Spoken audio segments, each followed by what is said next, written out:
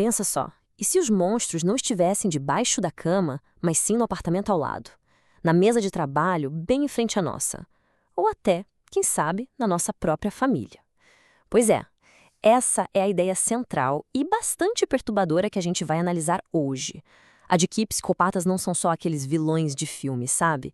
São pessoas comuns que vivem secretamente bem no meio de nós. Para a gente começar a entender isso, tem uma fábula antiga que é perfeita, a do escorpião e do sapo. O escorpião, quer atravessar o rio e pede ajuda para o sapo. O sapo, claro, fica com o pé atrás. Ué, mas e se você me picar? O escorpião é esperto, ele argumenta. Se eu te picar, a gente afunda junto, eu morro também. Faz sentido, o sapo acaba concordando. Só que aí, no meio do caminho, o escorpião pica ele. E enquanto os dois estão afundando, o sapo pergunta, mas por quê? A resposta do escorpião é gelada. Porque essa é a minha natureza. Essa historinha, ela captura a essência de um psicopata. Uma natureza que não muda, uma natureza destrutiva. Ok, então vamos direto ao ponto e quebrar o primeiro grande mito. A gente ouve psicopata e a primeira imagem que vem na cabeça é um assassino em série, tipo de filme. Mas olha, a realidade é bem diferente. Segundo a psiquiatra Ana Beatriz Barbosa Silva, a imensa maioria deles nunca chega a sujar as mãos de sangue. São o que ela chama de psicopatas subcriminais. E o que eles fazem? Eles já arruinam empresas, destroem famílias, manipulam todo mundo ao redor, mas o truque é que eles fazem tudo isso sem deixar rastro, sem nunca serem pegos de verdade. Então, o nosso roteiro hoje é o seguinte. Primeiro, o psicopata mora ao lado. Depois, a gente entra na mente sem consciência deles. Em seguida, vamos ver o jogo da manipulação. Aí, a parte prática, reconhecendo os sinais de alerta. E, por fim, como o conhecimento é o nosso escudo.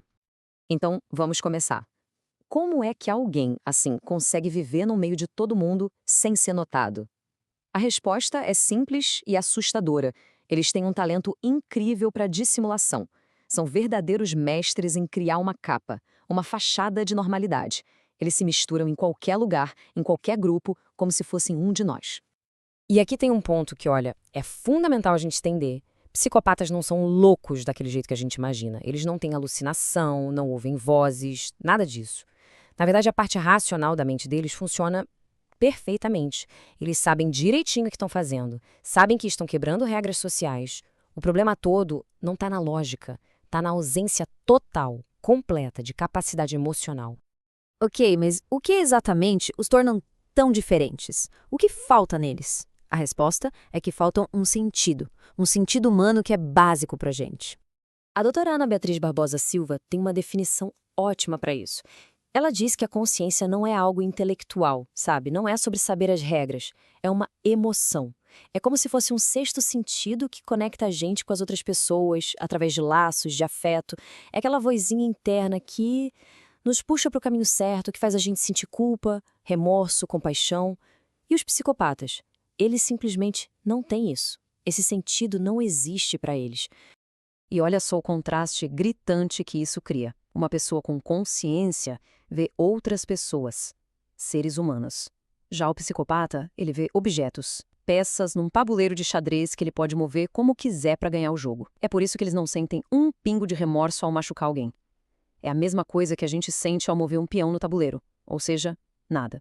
E tem uma metáfora no livro que é simplesmente genial para explicar isso. Pensa numa música. O psicopata, ele consegue entender a letra. Ele pode decorar e recitar a letra. Ele pode descrever o que é amor, o que é tristeza, o que é culpa. Ele pode até fingir, e muito bem, que está sentindo tudo aquilo. Só que ele é incapaz de ouvir a melodia. A profundidade, a emoção de verdade por trás daquelas palavras, isso ele não consegue sentir. É um vazio.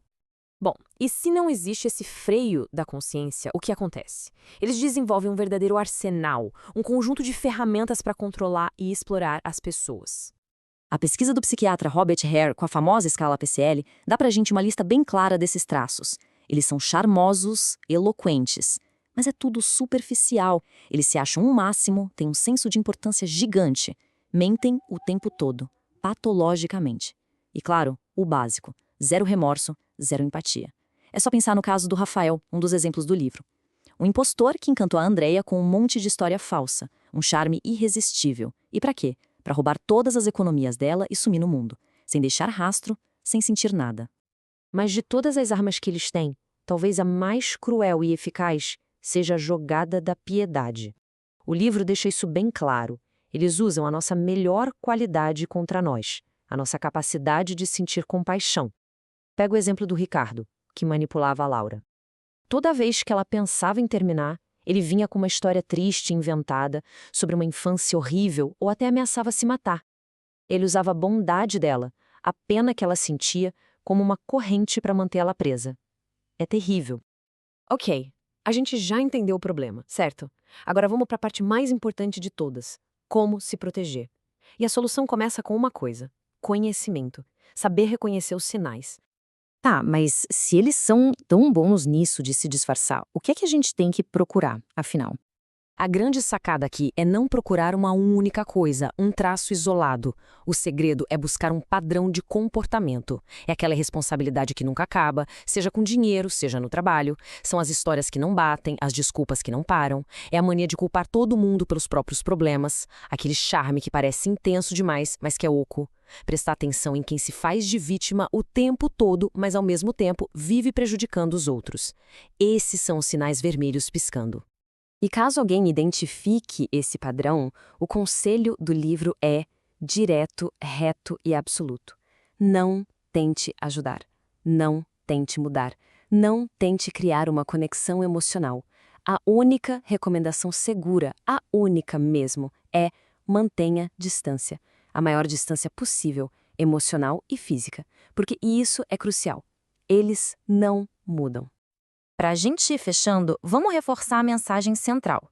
A nossa melhor proteção, o nosso escudo, é a informação.